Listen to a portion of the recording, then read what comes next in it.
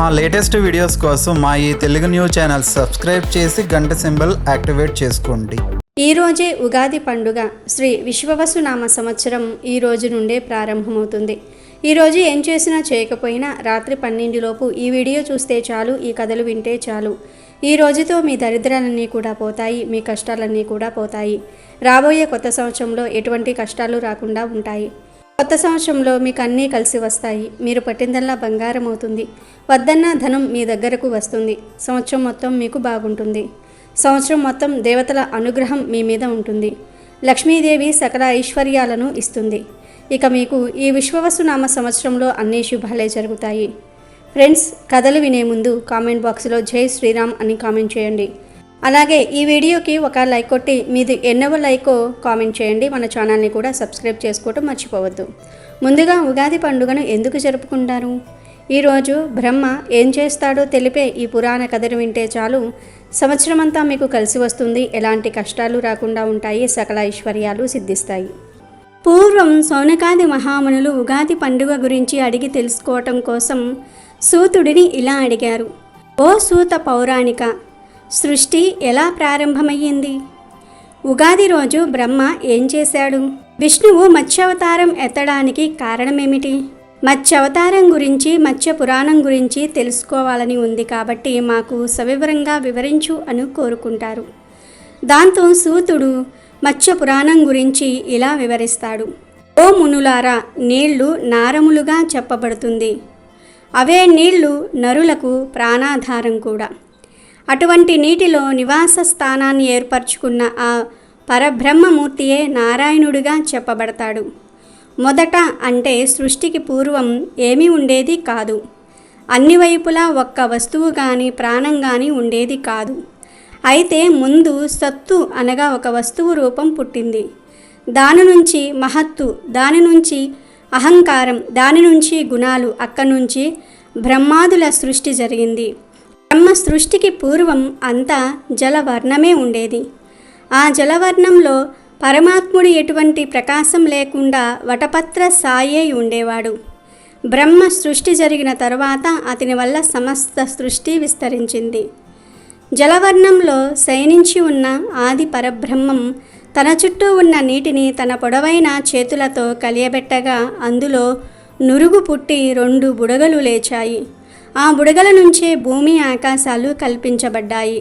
అలాగే భూమి మీద మన్ను, రాళ్ళు, కొండలు కూడా కల్పించబడ్డాయి. ఆ సమయంలో మహాపురుషుని నాభి నుంచి ఒక కమలం జన్మించింది. నారాయణుడు ఒక తుమ్మెద అయి ఆ కమలం చుట్టూ తిరుగుతూ చివరకు అందులో ప్రవేశించాడు.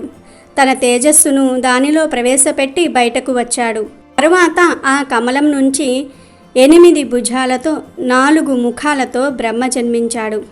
అతను తన చుట్టూ ఉన్న నీటిని చూసి ఆశ్చర్యపడుతూ ఓంకారనాదం వినిపించాడు. ఏమి చెయ్యాలో తోచక ఆ తామరతాడు ద్వారా లోపలికి ప్రవేశించాడు. లోపల నారాయణుని గర్భ కుహరంలో బ్రహ్మాండమంతా సముద్రాలతో, నదులతో, కొండలతో కనిపించిగా కలవరపడి మళ్ళీ బయటకు వచ్చేశాడు. ఆ కమలంలో ఏమి చెయ్యాలో తోచక ఒక చోట కూర్చుని ఉంటే తపస్సు చెయ్యు అనే మాటలు వినిపించాయి. అలా బ్రహ్మ తన చుట్టూ నివసిస్తున్న ప్రణవాన్నే ఉచ్చరిస్తూ కొన్ని వేల సంవత్సరాల వరకు తపస్సు చేయసాగాడు. అప్పుడు తనను నాభికమలం నుంచి ఉద్భవింపజేసిన నారాయణుడు ప్రత్యక్షమై, ఓ బ్రహ్మ, సృష్టిని ఏర్పాటు చేయాలనే నెపంతో నేను నిన్ను సృష్టించాను కాబట్టి నువ్వు ఈ తపస్సు చేయటం వల్ల సృష్టి చేసే మానసిక శక్తిని పొందావు. స్త్రీ రూపమైన ఆ ప్రకృతి అంతా నీకు అన్ని విధాలుగా సహకరిస్తుంది. ఇక సృష్టిని ప్రారంభించు అని చెప్పి అదృశ్యమయ్యాడు. అప్పుడు ప్రకృతి అతనికి సరస్వతి రూపంలో కనిపించింది. బ్రహ్మపురుషుడు కాబట్టి ప్రకృతి, పురుషుడు ఏకమయ్యారు. ఆ సాంగత్యం వల్ల బ్రహ్మ ముఖం నుంచి 6 అక్షరాలు చొప్పున పుట్టాయి. అంటే శక్తి స్వరూపిణి అయిన గాయత్రి జన్మించింది. తరువాత బ్రహ్మ కనుబొమ్మల నుంచి దక్ష ప్రజాపతి, మనస్సు నుంచి సనక, సనంద, సనత్కుమార, సనత్జాతు అనేవారు కశ్యపాతి ప్రజాపతులు జన్మించారు. వీరందరూ నివసించడానికి ఒక చోటు కావాల్సిందిగా బ్రహ్మ శ్రీ మహావిష్ణువును ప్రార్థించాడు. అప్పుడు విష్ణువు కోటి సూర్యుల తేజస్సుతో జలాలను ఇంకింపచేశాడు. అప్పుడు బ్రహ్మ భూగర్భ వసురాది ఊర్వలోకాలు 7, అతల వితల సుతలాది అధోలోకాలను 7 నిర్మించాడు. ఈ లోకాలన్నిటిలో దేశాలు, రాజ్యాలు, నదులు, సముద్రాలు, పల్లెలు, పట్టణాలు, చెట్లు, అరణ్యాలు మొదలైన ప్రాణులకు అవసరమైన వస్తువులను, జీవరాశులను సృష్టించాడు. ఆ విధంగా సృష్టింపబడిన జీవులందరికీ ఆ లోకంలో స్థితికి తగ్గట్టుగా కాల ప్రమాణాలు ఏర్పరిచాడు. ఆ జీవుల ఆయుర్దాయములు 100 సంవత్సరాలుగా నిర్ణయించబడ్డాయి. 15 రెప్పల పాటు కాలము ఒక కాష్ట, 30 కాష్టలు ఒక కళ, 30 కళలు ఒక ముహూర్తము, 30 ముహూర్తాలు ఒక అహోరాత్రులు కలిసి దినం, 15 ముహూర్తాలు ఒక పగలు, 15 ముహూర్తాలు ఒక రాత్రి, 15 దినాలు ఒక పక్షం లేదా అర్ధమాసం. ఇది మానవలోక కాల ప్రమాణంగా నిర్ణయించబడింది. ఇలా మానవ సంవత్సరం 1 గడిస్తే దేవతలకు ఒక అహోరాత్రులు కలిసి దినం అవుతుంది. 7,28,000 మానవ సంవత్సరాలు కృతయుగ ప్రమాణం, 12,96,000 మానవ సంవత్సరాలు త్రేతాయుగ ప్రమాణం, 8,64,000 మానస సంవత్సరాలు ద్వాపరయుగ ప్రమాణం, 4,32,000 మానవ సంవత్సరాలు కలియుగ ప్రమాణం. ఈ 4 యుగాలను కలిపి మహాయుగం అంటారు.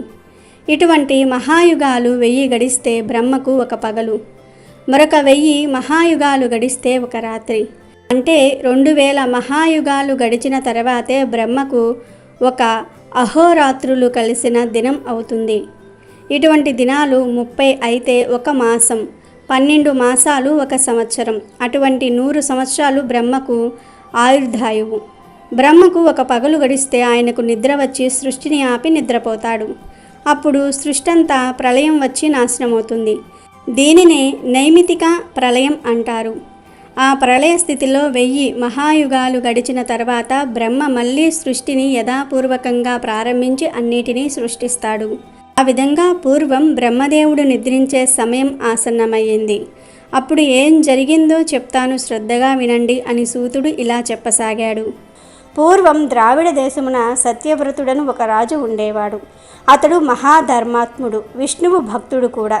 తాను సత్యమునే పలుకుచు తన రాజ్యంలో వారందరూ కూడా సత్యమును మాత్రమే పలుకవలెనని శాసించి అట్లే రాజ్యపాలనము చేస్తూ ఉండేవాడు. అందుచేత అతనికి సత్యవ్రతుడు అనే పేరు వచ్చింది.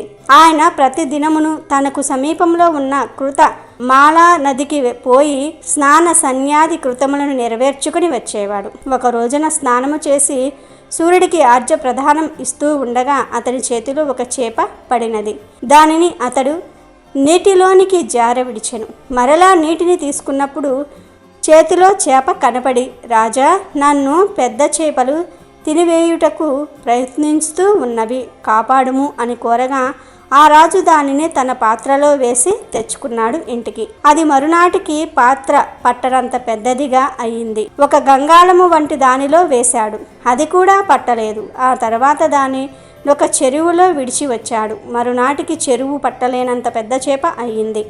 అప్పుడు రాజు దానిని అతి ప్రయాసతో తీసుకుని పోయి సముద్రంలో విడిచిపెట్టాడు. అప్పుడు ఆ చేప రాజుతో, ఓయి సత్యవ్రత, నేను శ్రీమన్నారాయణుడను, మత్స్యావతారమెత్తి ఉన్నాను. నీవు నన్ను భక్తి శ్రద్ధలతోనూ కారుణ్యముతో నన్ను రక్షించినావు. 15 దినములలో ఒక ప్రళయము వచ్చుచున్నది. దానిలో సర్వ జీవరాశులు నశించిపోవును. ఈ లోకముని యందు మహాసముద్రమై పోవును. నీ వంటి సత్యవ్రతుడు ఆ ప్రళయములో నశించుటకు వీలు లేదు. ఒక పెద్ద నౌకను నిర్మించి దానిలో సృష్టికి అవసరమైన ఔషధములను బీజములను వేసుకొని సిద్ధముగా ఉండుము. నీతో పాటు 7 ఋషులు కూడా నౌక ఎక్కుతారు. మిమ్ము అందరినీ నేను ఆ మహాసముద్రంలో మునిగిపోకుండా పడవ త్రాటిని నా నోటితో కరిచిపెట్టి లాక్కొని పోవచ్చు ప్రళయము పరిసమాప్తించు వరకు మిమ్మల్ని రక్షిస్తాను అని చెప్పాను. అప్పుడు సత్యవ్రతుడు పరమానందము చెంది అన్నీయు సిద్ధము చేసుకొని ఆ దిన ప్రళయము వచ్చుటకై ఎదురు చూచుచూ ఉండెను. ప్రళయము ఆసన్నమైనది. 12 ఆదిత్యులు ఆకాశమున ప్రకాశించిరి. ఆ ఎండలకును ఆ వేడికిని తట్టుకోలేక భూత జాల మంతమయును నిప్పులతో వేసిన తిలల వలె మలమల మాడిపోయిరి. అగ్నిహోత్రుడు విజృంభించి తన ప్రతాపమును చూపసాగెను. కొంత కాలమిట్లు గడిచిన తరువాత పుష్కలావర్తనములను మహామేఘములు కమ్మి మహావర్షము కురియసాగెను. దానితో సర్వము జలమయమయ్యేను. నారాయణ అనుగ్రహము వలన సత్యవ్రతుడును బీజములతో నిండిన ఓడయు సురక్షితముగా ఉండెను. ఆ సమయమున మహామీనము వచ్చి ఆ పడవ త్రాడు నందుకొనెను. అప్పుడు 7 ఋషులను కూడా ఆ పడవలోకి దిగిరి. వీరందరినీ కూడా మత్స్యావతారంలో ఉన్న నారాయణుడు కాపాడినాడు. 12 ఆదిత్యులు ఏమైపోయారో గాని మహా అంధకారము అలుముకొనెను. ఆ మీనము తేజస్సు 7 మహర్షుల తపో జపము తప్ప అక్కట కట్టికి చీకటి అంతా కట్టికి చీకటిలాగా అలుముకునెను.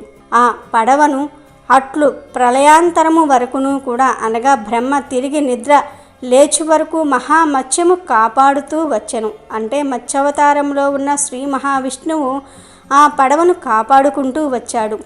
ప్రళయము తగ్గి సూర్యోదయం అయ్యను. అనగా 12 ఆదిత్యులను ఉదయించిరి. ఎండలు కాయగా క్రమముగా నీరు ఇంకి భూభాగములు బయటపడెను. తరువాత సూర్యుడొక్కడే మిగిలెను. బ్రహ్మ మేలుకొని ఆ భూములపై మరలా సృష్టి చేయుటకు ప్రారంభించెను. కానీ సృష్టి చేయుటకు తగిన శక్తి సామర్థ్యములను కలిగించే వేదములు అతని యొద్ద లేకపోయెను. వాటి గురించి వెతకి సోముకుడను రాక్షసుడు తాను నిద్రపోవుచూ ఉండగా అపహరించి సముద్రంలో దాగి ఉన్నాడని గ్రహించెను. శ్రీమన్నారాయణుని మనసులో ధ్యానించెను. నారాయణుడు బ్రహ్మకు ప్రత్యక్షమయ్యను. బ్రహ్మ యతిని జూంచి ఇట్లు స్తుతింపసాగెను.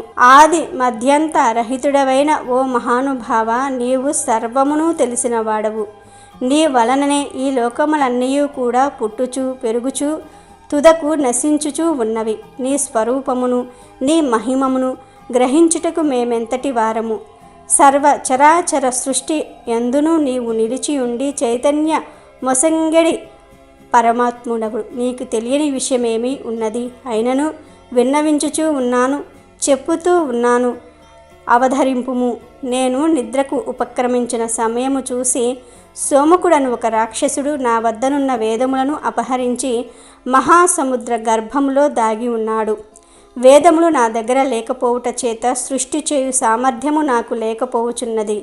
నా యందు కరుణించి ఆ వేదములను సంపాదించి నాకు అనుగ్రహింపము అని ప్రార్థించును. నారాయణుడప్పుడు 10 యోజనముల పొడవు గల ఒక స్వరచేప రూపము దాల్చి బ్రహ్మకు కనిపించి, ఓ బ్రహ్మదేవ, విచారింపకుము. నేను ఈ మహా మత్స్యావతారుడనై వెళ్ళి సముద్రంలో ఎక్కడ ఉన్నను ఆ సోమకుణ్ణి వెతికి పట్టుకుని చంపి వేదములను తెచ్చి నీకు అప్పగిస్తాను అని సముద్రంలోనికి వెళ్ళి వెతకసాగాను. సోమకురుడు వేదములను అపహరించి అవి ఏవో తినేడి పదార్థములు అనుకుని మిరింగివేశాను.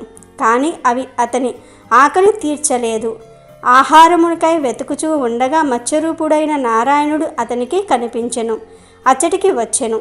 ఈ చేప తనకు ఆహారముగా వచ్చినది చాలా బాగున్నది తలచి ఆ రాక్షసుడు దీనిని మృంగుటకై వచ్చెను. మత్స్యము అతని ఎదురుగొనెను.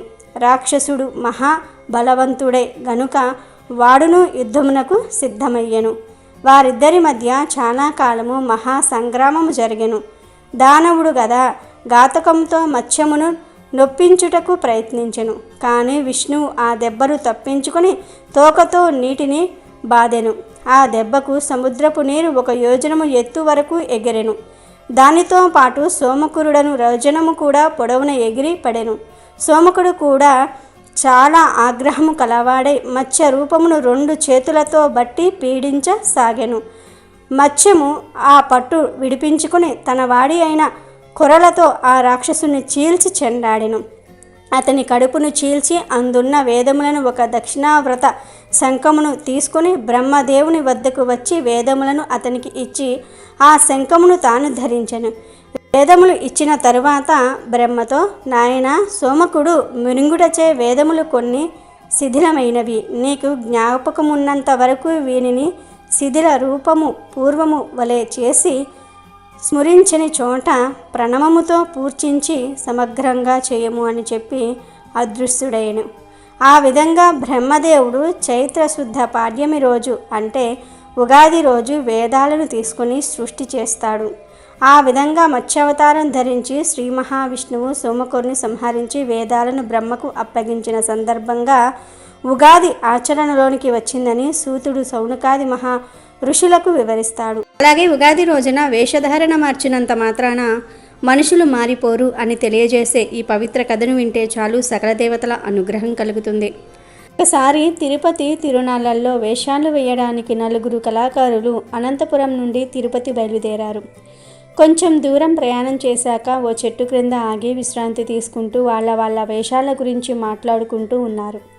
అదే తిరునాళ్లకు వెళ్తూ అప్పటికే అక్కడ విశ్రాంతి తీసుకుంటున్న నాగయ్య అనే వ్యక్తి ఆ 4 కళాకారులను పలకరించి వాళ్ళ తిరుపతి తిరునాళ్లలో వేషాలు వేయడానికి వెళ్తూ ఉన్నారు అని తెలుసుకొని, ఏ వేషాలు వేస్తున్నారయ్యా మీరు అని అడిగాడు కుతూహలంతో. అప్పుడు త్యాగానికి మారు పేరైన శిబి చక్రవర్తి వేషం వేస్తున్నాను నేను అన్నాడు మొదటివాడు. దాన గుణానికి పెట్టిన పేరైన కర్ణుడి వేషం వేస్తున్నాను అన్నాడు రెండోవాడు. ఆడిన మాట తప్పని సత్య హరిశ్చంద్రు వేషం వేస్తున్నాను అని అన్నాడు మూడవవాడు. ఇక 4వ కళాకారుడు మాత్రం ఏమీ చెప్పకుండా ఊరికే ఉన్నాడు. ఏంటి ఈ 4వ కళాకారుడు ఏమీ చెప్పట్లేదు, ఆయన వేషం ఏంటి అని అడిగాడు నాగయ్య. ఇప్పుడు మొదటి 3 కళాకారులు వెటకారంగా నవ్వారు. వీడి వేషం గురించి వీడు ఏం చెప్పుకుంటాడు, మమ్మల్ని అడుగు చెప్తాం, మనుషుల్ని తినే బ్రహ్మ రాక్షసుడి వేషం వేస్తున్నాడు వీడు అన్నారు నవ్వుతూ. ఇక సమయం మధ్యాహ్నం అయ్యింది. మధ్యాహ్నం కాగానే 4 కళాకారులు భోజనం చేయడానికి కూర్చున్నారు. ఇంతలో ఒక ముష్టివాడు వాళ్ళ దగ్గరకు వచ్చాడు. ఆ ముష్టివాడు మొదటివాడిని అంటే శిబి చక్రవర్తి వేషం వేసేవాడి దగ్గరకు వచ్చి, అయ్యా 4 రోజులుగా తిండి లేదు, కనికరించి కొంచెం అన్నం పెట్టండి బాబు అని అడిగాడు. అప్పుడు మొదటివాడు, అబ్బా ఎక్కడికి వెళ్ళినా ఈ ముష్టివాళ్ల గోల భరించలేకపోతూ ఉన్నాను, వెళ్ళవయ్యా అని కసురుకున్నాడు. తర్వాత ముష్టివాడు రెండవ వాడిని అనగా కర్ణుడిగా వేషం వేసేవాడి దగ్గరికి వచ్చి చెయ్యి చాచాడు. కొంచెం అన్నం పెట్టండి బాబయ్య అని అన్నాడు. అప్పుడు ఆ రెండోవాడు, నీకోసం కాదు ఈ అన్నం తెచ్చింది మా కోసం, ఇది మాకే సరిపోవట్లేదు పోవయ్యా అని అరిచాడు కర్ణుడు. తర్వాత పట్టు వదలని ముష్టివాడు 3వ వాడిని అంటే సత్య హరిశ్చంద్రుడి వేషం వేసేవాడి దగ్గరికి వచ్చి, ఆకలిగా ఉంది కొంచెం అన్నము పెట్టండి అని అడిగాడు. దానికి 3వ వాడు, అన్నం లేదు సున్నం లేదు పోవయ్యా అన్నాడు. కానీ 4వ వాడు అంటే రాక్షసుడు వేషం వేసేవాడు అడగకుండానే తను తినే ఆహారంలో కొంత తీసి ఆ ముష్టివాడికి పెట్టాడు. అప్పుడు ఆ ముష్టివాడు, దయగల మహారాజువు, చల్లగా ఉండు నాయన అని దీవించి వెళ్ళిపోయాడు. ఇదంతా గమనిస్తున్న నాగయ్య, రాక్షసుడే మేలు గదయ్యా అని పగలబడి నవ్వాడు.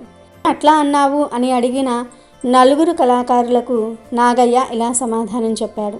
మీరు వేస్తున్నది మహానుభావుల వేషాలే కావచ్చు, అయితేనేమి అవి వేషాలే, వాటి వెనుక ఉన్న మీ నిజ రూపాలకు ఆ మహానుభావుల లక్షణాలకు ఏమాత్రం పోలిక లేదు. దయాపరులైన వారి వేషాలు వేయబోతున్న మీరు నిజ జీవితంలో నిర్ధేయులే. మీతో పోలిస్తే ఆ బ్రహ్మరాక్షసుడే నయం, నిజ జీవితంలో కనీసం మనిషిలాగైనా సరే ప్రవర్తించాడు అని చెప్పాడు. మంచి వేషాలు వేయగానే సరిపోదు, మంచి గుణాలు కూడా ఉండాలి అని నాగయ్య అంటూ ఉంటే 3 కళాకారులు వెర్రి మొహాలు వేసుకొని చూశారు. కాబట్టి వేషాలు మార్చినంత మాత్రాన మనుషుల మనసులు మారవు అనే నీతి ఈ కథ ద్వారా గ్రహించాలి. పూర్వం పురంధరపురంలో ఒక వర్తకుడు ఉండేవాడు. అతడు చాలా ధనవంతుడు. అతనికి 4 కొడుకులు ఉన్నారు. కాలక్రమంలో వర్తకుడు వృద్ధుడై మరణించే సమయం ఆసన్నమైంది. అయినా ఆ వర్తకుడు తన 4 కుమారులకు ఆస్తి పంచి ఇవ్వలేదు. కానీ వర్తకుడు చనిపోయే ముందు తన కొడుకులను పిలిచి 4 మూతలు బిగించిన పాత్రలు ఇచ్చాడు. తాను చనిపోయిన పిమ్మట కానీ వాటి మూతలు తెరవవద్దని, వాటిల్లో ఎవరు ఏ పని చేయాలో నిర్దేశించి ఉందని అతడు కొడుకులను ఆదేశించాడు. తర్వాత ఆయన మరణించాడు. ఆ 4 కొడుకులు తండ్రి మరణం అనంతరం ఆ పాత్రల మూతలు తొలగించి చూశారు. మొదటి పాత్రలో మట్టి, 2వ దానిలో బొగ్గులు, 3వ దానిలో ఎముకలు, 4వ దానిలో తవుడు ఉన్నాయి. దీని అర్థం వారికి తెలియలేదు. దాంతో వారు ఆనాటి హైందవ చక్రవర్తి అయిన విక్రమార్కుడి దగ్గరకు వెళ్ళి ఆ శెట్టి కొడుకులు 4 దాని అర్థాన్ని బోధించవలసినదిగా విక్రమార్కుడిని కోరుకున్నారు. కానీ విక్రమార్కుడికి కూడా దాని అంతరార్థం అవగాహన కాలేదు. అప్పుడు ఆ నలుగురు కుమారులు ప్రతిష్టానపురానికి వెళ్ళారు. అక్కడ కూడా రాజుగారి మరి ఎవరు గాని దాని అంతరార్థాన్ని తేల్చలేకపోయారు. కానీ ఆ ఊరిలోని వింతబాలుడు ఒకడు ఆ సమస్యను విడమర్చి చెప్పాడు. ఆ వింతబాలుడు ఒక బ్రాహ్మణ వితంతువు కొడుకు. బ్రాహ్మణ స్త్రీ మిక్కిలి చిన్నతనములోనే భర్తను పోగొట్టుకుంది. ఆమెకు 2 సోదరులు. నాగకుమారుడైన తక్షకుని వలన ఆమె గర్భం ధరించింది. అందుకు ఆమె సోదరులు చిన్నబుచ్చుకొని దేశాంతర్గతులై పోయారు. దిక్కులోని ఆ దీన వితంతువుకు అప్పుడు ఒక కుమ్మరివాడు ఆశ్రమించాడు. ఆ కుమ్మరి ఇంటిలో ఆమె ఒక కుమారుణ్ణి ప్రసవించింది. కుమారునికి తల్లి శాలివాహనుడు అని పేరు పెట్టింది. అతడు క్రమంగా పెరిగి పెద్దవాడవుతూ ఉండెను. ఆ శాలివాహనుడు వర్తకుని 4 పాత్రల సమస్యను విని దానిని తాను పరిష్కరిస్తానని రాజు వద్దకు వెళ్ళి ఇట్లా చెప్పాడు.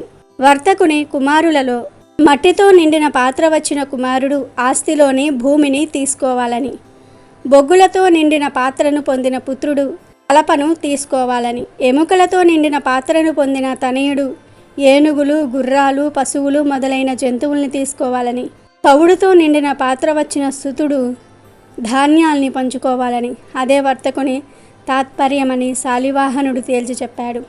శాలివాహనుడి మాటలు నచ్చి ఆ 4 కుమారులు అలాగే పంచుకున్నారు.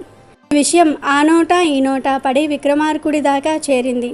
శాలివాహనుడు ఇంత సముచితంగా ఈ సమస్యను పరిష్కరించిన సంగతి విని విక్రమార్కుడు అతన్ని చూడడానికి కుతూహలపడి భటులతో కబురు చేశాడు. కానీ విక్రమార్కుడు అంతటి వాడు కబురు చేసిన శాలివాహనుడు రాలేదు.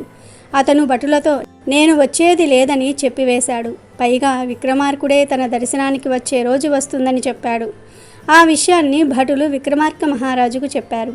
దాంతో విక్రమార్కుడికి కోపం వచ్చింది. శాలివాహనుని మట్టు పెట్టడానికి అపార బల సమ్మేతుడై యుద్ధానికి వచ్చాడు. ఇది విని శాలివాహనుడు మట్టితో మనిషి బొమ్మలు చేసి వాటికి ప్రాణం పోసి విక్రమార్కుని సేనల మీదకు పంపాడు. ఇద్దరి మధ్య పోరు ఘోరమై సాగింది. శాలివాహనుడు సమ్మోహనాస్త్రం ప్రయోగించి విక్రమార్కుని సేనల్ని నిద్రపోయేటట్లుగా చేశాడు.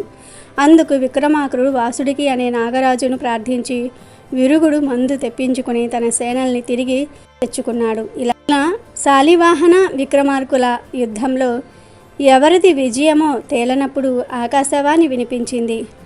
ఆకాశవాణి ఆ 2 రాజులను ఉద్దేశించి నర్మదా నదికి ఉత్తరాన ఉన్న ప్రాంతాన్ని విక్రమార్కుణ్ణి, దక్షిణాన ఉన్న ప్రాంతాన్ని శాలివాహనుని రాజ్యం చేయమని తీర్పు చెప్పి యుద్ధాన్ని మానిపించింది.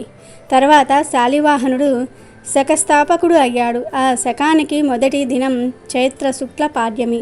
ఆ అపూర్వ ఘట్టాన్ని స్మరించుకుంటూ ఉండేందుకు అనంతర కాలంలో ఉగాది ఆవిర్భవించిందని ప్రచారంలో ఉంది. అలాగే ఉగాది రోజున మార్కండేయ పురాణంలోని ఈ పవిత్ర కథను వింటే చాలు అదృష్టం మీ తలుపు తడుతుంది. ఇక మీకు అన్ని శుభాలే జరుగుతాయి. పూర్వం ఒకప్పుడు వ్యాసుడు అనగా మార్కండేయుడు మొత్తం భారత కథను జైమినికి వినిపించాడు. అయినా కూడా అతనిలో కొన్ని సందేహాలు మిగిలిపోయాయి. దాంతో జైమిని వ్యాసుడి దగ్గరకు వెళ్ళి, మునీంద్ర, భారతం విన్న తర్వాత కూడా నాకు కొన్ని సందేహాలు ఉన్నాయి, వాటిని తీర్చు అని అడుగుతాడు. అప్పుడు వ్యాసుడు, నాకు తపస్సు చేసుకోవలసిన సమయం ఆసన్నమయ్యింది. నేను చెప్పలేను. నువ్వు కావాలంటే వింధ్యా పర్వతాల మీద నివసిస్తున్న పింగాక్ష, నిబోధ, సుపత్ర, సుముఖములు అనే 4 పక్షులు ఉంటాయి. వాటిని అడిగి నీ సందేహాలను తీర్చుకో అని సమాధానం చెప్తాడు. జైమిని దానికి సమాధానంగా, ఓ మునివర్య, ఈ పక్షులేంటి? అవి మాట్లాడడం ఏమిటి? మహాపండితుల్లాగా వారు నా సందేహాలను తీర్చటం ఎలా అని అడుగుతాడు. దానికి మార్కండేయుడు, జైమిని పూర్వం దుర్వాసుడు మహర్షి మహా తపస్సు చేసుకుంటూ ఉండేవాడు. అతని తపస్సును చూసిన ఇంద్రుడు భయపడి అతని తపస్సును భంగం చేయడానికి వపువు అనే ఒక అప్సరస్సును పంపుతాడు. ఆమె తన నృత్య గాన వినోదాలతో దుర్వాసుని తపస్సును భంగం కలిగించింది. దాంతో దుర్వాసురుడు ఆగ్రహించి, ఓసి, నువ్వు నా తపస్సును భంగం కలిగించావు కాబట్టి నువ్వు ఒక కంకపక్షి అనగా గ్రద్దగా జన్మిస్తావు అని శపిస్తాడు. ఆమె వెంటనే దుర్వాసుని కాళ్ళ మీద పడి, నేను చేసిన అపరాధానికి మన్నించి శాప విముక్తి ఎలా కలగాలో తెలుపమండి అని కోరుకుంటుంది. దుర్వాసురుడు ఆమెను చూసి కనికరించి గ్రద్దగా మారిన తరువాత నీ గర్భంలో 4 పిల్లలు పుడతారు. అప్పుడు అర్జునుని బాణం దెబ్బ తగిలిన తర్వాత నువ్వు మరణించి నువ్వు నిజ రూపం దాల్చుతావు. అప్పుడు స్వర్గానికి చేరుకుంటావు అని అనుగ్రహిస్తాడు. శాపం ప్రకారంగా వపువు గ్రద్దగా జన్మిస్తుంది. మందపాల పుత్రుడైనటువంటి ద్రోణుడు అనే వానితో వివాహం చేసుకొని 14 సంవత్సరాల వరకు కాపురం చేస్తుంది. 14వ ఏట గర్భవతిగానే ఉండగా భారత యుద్ధానికి వెళ్తుంది. పైనుండి గ్రద్ద యుద్ధాన్ని చూస్తూ ఉండగా అర్జునుడు ప్రయోగించిన బాణాల్లో ఒకటి వచ్చి ఈ గ్రద్దకు తగులుతుంది. అప్పుడు వెంటనే ఆ గ్రద్ద గర్భంలో ఉన్న 4 గుడ్లు నేల మీద జారిపడతాయి. అప్పుడు ఆమె నా పిల్లలను ఆ భగవంతుడే కాపాడాలి అని ప్రార్థించి తన శరీరాన్ని వదులుతుంది. ఆ యుద్ధ సమరంలో ఒక ఏనుగు మెడలో ఉన్న గంట శత్రు సైనికుని బాణం దెబ్బతో తెగి ఆ 4 గుడ్ల మీద పడుతుంది. అలా కింద పడిన ఆ 4 గుడ్లు ఆ గంట కిందే సురక్షితంగా ఉంటాయి. భారత యుద్ధం పూర్తయిపోయిన తర్వాత ఆ ప్రాంతమంతా కూడా ప్రశాంతత నెలకొంటుంది. ఒకనాడు ప్రభాత వేళ సమీకుడు అనే ఒక మహాముని ఆ కురుక్షేత్రం మీదుగా వెళ్తూ ఉంటాడు. గంట కింద ఉన్న గుడ్లు పిల్లలుగా మారి కిచకిచలాడుతూ ఉంటాయి. అలా ధ్వని విన్న ఆ ముని గంటను పైకి ఎత్తి చూస్తాడు. ఆ గంట కింద అతనికి 4 పక్షి పిల్లలు కనిపిస్తాయి. సమీకుడు ముని ఆ పక్షి పిల్లల మీద కరుణ కలిగి తన ఆశ్రమానికి తీసుకుని వెళతాడు. అప్పుడు ఆ పక్షులు, ఓ మహానుభావ, తండ్రిలా మమ్మల్ని నువ్వు కాపాడావు. నీ రుణము మేమెలా తీర్చుకోవాలి? మేము ఏ విధంగా నీకు సేవ చేయగలం చెప్పు అని అడుగుతాయి. పక్షులు మానవ భాషలో మాట్లాడుతున్నందువల్ల సమీకుడు ఆశ్చర్యపడి, ఓ పక్షి పిల్లల్లారా, మీరు మానవ భాషలో మాట్లాడడం చూస్తూ ఉంటే నాకు చాలా వింతగా ఉంది. అసలు మీరెవరు? ఎందుకు ఈ పక్షి జన్మ ఎత్తారు? నాకు దయచేసి తెలపండి అని అడుగగా ఆ పక్షి పిల్లలు ఈ విధంగా సమాధానం చెప్తాయి. ఓ ఋషివర్య, పూర్వం సుకృతి అనే మహామునికి మేము 4 పుత్రులుగా జన్మించాం. వేద శాస్త్రాలను చదువుకుంటూ మా తల్లిదండ్రులను సేవిస్తూ కాలాన్ని గడిపేవాళ్ళం. ఇలా ఉండగా ఒకరోజు దేవేంద్రుడు మా తండ్రి సత్యాన్ని పరీక్షించడానికి గ్రద్ద రూపంలో వచ్చి నర మాంసాన్ని ఆహారంగా పెట్టమని కోరతాడు. అప్పుడు మా తండ్రి, మీలో ఎవరైనా ఇంద్రుడికి ఆహారం అవ్వండి అని ఆజ్ఞాపించారు. అయితే మేము మా ప్రాణాలను దక్కించుకోవడానికి భయంతో తండ్రి ఆజ్ఞను పాలించకుండా అలాగే ఉండిపోయాం. అప్పుడు మా తండ్రి మమ్మల్ని పక్షులుగా పుట్టాలని శపించి తన శరీరాన్ని ఇంద్రుడికి ఆహారంగా సమర్పించుకున్నారు. ఇంద్రుడు మా తండ్రి త్యాగబుద్ధిని సంతోషించి మమ్మల్ని చూసి, మీరు వింధ్యా పర్వత గృహాలలో నివసించండి. జైమిని అనే వ్యాస శిష్యుడు మీ దగ్గరకు వచ్చి కొన్ని సందేహాలు అడుగుతాడు. ఆ సందేహాలను తీర్చి మీరు శాప విముక్తి పొందండి. మీరు పక్షులైన సర్వ వేదాలను పొంది ధర్మ పక్షులు, జ్ఞాన పక్షులుగా పేరు పొందుతారు అని మమ్మల్ని అనుగ్రహించి వెళ్ళిపోయాడు అని ఆ పక్షులు తమ వృత్తాంతం గురించి సమీకునికి చెప్తూ ఉంటాయి. అప్పుడు సమీకుడు, మీరు నా కోసం ఏ పని చేయవలసిన అవసరం లేదు. మీరు మీ విధిని నిర్వర్తించడానికి వింధ్యా పర్వతాలకు వెళ్ళండి అని సెలవిచ్చి వారిని అక్కడి నుంచి పంపించి వేస్తాడు. కాబట్టి ఓ జైమిని, నీవు ఆ పక్షుల దగ్గరికి వెళ్ళి నీ ధర్మ సందేహాలను తీర్చుకో అని జైమినికి చెప్పి మార్కండేయుడు తపస్సు చేసుకోవడానికి వెళ్ళిపోతాడు. జైమిని వింధ్యా పర్వతంలో జ్ఞాన పక్షులను వెతకడానికి వెళతాడు. అలా కొద్దిసేపు తర్వాత అతనికి ఆ పక్షులు కనిపిస్తాయి. ఆ పక్షులు ఆ సమయంలో వేద అధ్యయనం చేస్తూ ఉన్నాయి. అతడు ఆ పక్షుల దగ్గరకు వెళ్ళి, ఓ పక్షులారా, నేను వ్యాసుని శిష్యుడిని. నన్ను జైమిని అంటారు. మార్కండేయుడు చెప్పిన విధంగా నేను మీ దగ్గర కొన్ని ధర్మ సందేహాల గురించి అడిగి తెలుసుకోవడానికి ఇక్కడికి చేరుకున్నాను. నా సందేహాలను తీర్చండి అని అన్నాడు. ఆ విధంగా ఆ పక్షులు జైమిని ముని అడిగిన అన్ని సందేహాలకు చక్కగా సమాధానం చెప్పి జైమిని ముని యొక్క అన్ని సందేహాలు తీర్చాయి. తరువాత ఆ నలుగురు శాప విమోచనం పొంది సుఖంగా జీవించారు. అలాగే ఈరోజు శ్రీరామదేవుని కథను వింటే చాలు సకల పాపాలు పోతాయి, కోటి జన్మల పుణ్యం వస్తుంది. ఒకసారి త్రిలోక సంచారి అయిన నారదుడు శ్రీహరి దర్శనార్థం వైకుంఠానికి వెళ్ళాడు. స్వామివారికి భక్తితో నమస్కరించి, స్వామి, రామనామం మహిమ గురించి తెలుసుకోవాలి అని అనుకుంటున్నాను అని అడుగుతాడు. అప్పుడు శ్రీ మహావిష్ణువు, అయ్యో నారద, నీకు రామనామం గురించి తెలియదా? ఇదిగో ఆ చెట్టు కొమ్మపై చిలుక ఉంది, అడుగు అని చెప్పాడు. ఆ ఆజ్ఞను శిరసావహించి నారదుడు చెట్టు దగ్గరకు వెళ్ళాడు. అప్పుడు నారదుడు, ఓ చిలుక, రామ అంటే నీకు అర్థం తెలుసా అని ప్రశ్నించాడు. రామ అనే శబ్దం వినేటప్పటికీ ఆ చిలుక చెట్టుపై నుంచి కింద పడి ప్రాణం విడిచింది. అదేంటి రామ అంటే అర్థం ప్రాణం పోవటమా? ఇలా జరిగిందేమిటని మళ్ళీ శ్రీ మహావిష్ణువు వద్దకు వెళ్ళి, మీరు చెప్పినట్టే చిలుకను అడిగితే అది వెంటనే కింద పడి ప్రాణం వదిలింది. ఆ చిలుక చావుకు నేను కారకుడనయ్యాను, ఎంత పాపం చేశానని బాధపడ్డాడు నారదుడు. అప్పుడు నారాయణుడు నారదుడిని ఓదార్చి, బాధపడకు నారద, భూలోకంలో ఓ బ్రాహ్మణుడి ఇంట్లో ఓ ఆవుకు దూడ పుట్టింది, వెళ్ళి ఆ దూడను అడుగు అన్నాడు. సరే అని చెప్పినప్పటికీ నారదుడికి మనసులో భయం వేసింది. చిలుకలాగానే ఆవు దూడ కూడా చనిపోతే ఆ యజమాని తనను కొరడా పట్టుకొని కొడతాడేమో అనుకుంటాడు.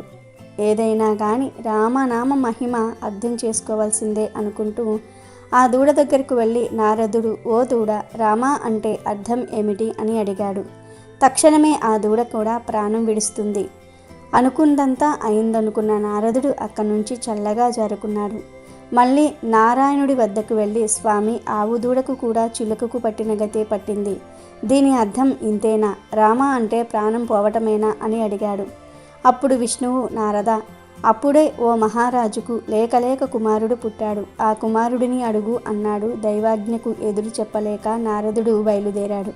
కానీ కొంత దూరం పోయి వెనుకకు తిరిగి వచ్చాడు. వచ్చి విష్ణువుతో, స్వామి, ఆ చిలుకకు దూడకు ఎవరూ లేరు కాబట్టి నాకేం కాలేదు. కానీ ఇప్పుడు ఆ రాకుమారుడికి ఏమైనా జరిగితే పరిస్థితి ఏంటి? నాకు నీ దర్శనం కూడా లేకుండా పోతుంది. సరే, ఏం జరిగినా అంతా నీదే భారం అనుకుంటూ రాజ్యానికి వెళతాడు. వారసుడు పుట్టినందుకు సంతోషించిన ఆ రాజు నారదుడిని చూసి సకల మర్యాదలతో ఆహ్వానం పలుకుతాడు. మీరు మంచి సమయానికి వచ్చారు, లేక నాకు కుమారుడు జన్మించాడు, మీరు ఆశీర్వదించండి అని ప్రార్థిస్తాడు. లోపల భయం ఉన్నప్పటికీ చిరునవ్వులు చిందిస్తూ రాకుమారుడిని చేతుల్లోనికి తీసుకుంటాడు నారదుడు. తన సందేహం తీర్చుకునే సమయం ఆసన్నమైనదనుకుని, నాయనా రాజకుమార, శతమానం భవతి అంటూ వేద మంత్రాలను చదువుతూ మంత్రాలతో కలిసి పోయేటట్లుగా సంస్కృతంలో, ఓ రాజకుమార, రామ అంటే అర్థం ఏమిటి అని ప్రశ్నించాడు. ఆ ప్రశ్న వింటూనే రాజకుమారుడు నవ్వుతాడు.